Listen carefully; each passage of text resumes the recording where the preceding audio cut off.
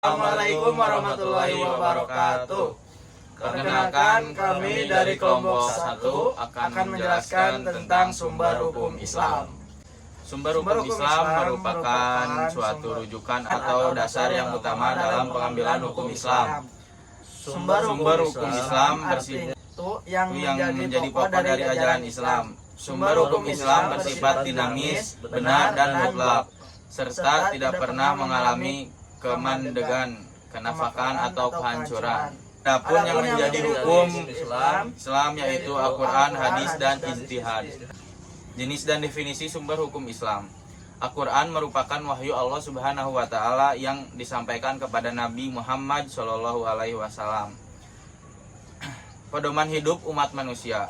Secara bahasa, Al-Quran artinya bacaan, yaitu bacaan bagi orang-orang yang beriman. Bagi umat Islam, membaca Al-Quran merupakan ibadah dalam hukum Islam. Al-Quran merupakan sumber hukum yang pertama dan utama. Tidak boleh ada satu aturan pun yang bertentangan dengan Al-Quran. Hadis. Hadis adalah ucapan perbuatan atau takrir Rasulullah SAW yang dicontoh oleh umatnya dalam menjalani kehidupan. Ijtihad. Ijtihad adalah mencurahkan segenap tenaga dan pikiran secara bersungguh-sungguh untuk menetapkan suatu hukum. Oleh karena itu, tidak disebut ijtihad. Fungsi as-sunnah. Yang pertama, menguatkan dan menegaskan hukum-hukum yang tersebut dalam Al-Quran atau disebut fungsi takkid dan takrir.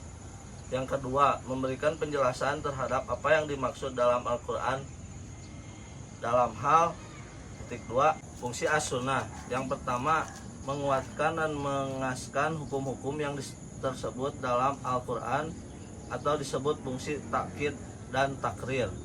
Yang kedua, menjelaskan arti yang masih samar dalam Al-Quran.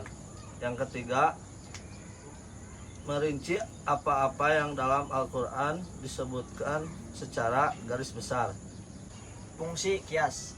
Fungsi al-kias dalam mengungkapkan hukum dari Al-Quran atau As-Sunnah. Semua peristiwa yang terjadi dalam kehidupan orang Islam pasti terdapat ketentuan hukumnya atau indikasi yang mengacu pada adanya ketentuan hukumnya. Jika ketentuan hukum itu disebutkan, maka haruslah dicari indikasi mengacu pada ketentuan hukum tersebut dengan berijtihad, itu adalah al-qiyas.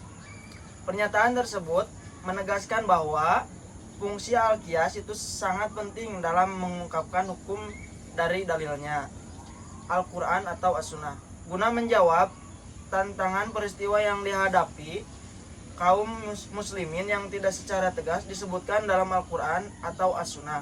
Mungkin cukup sekian dari kelompok kami. Mohon maaf bila ada kesalahan.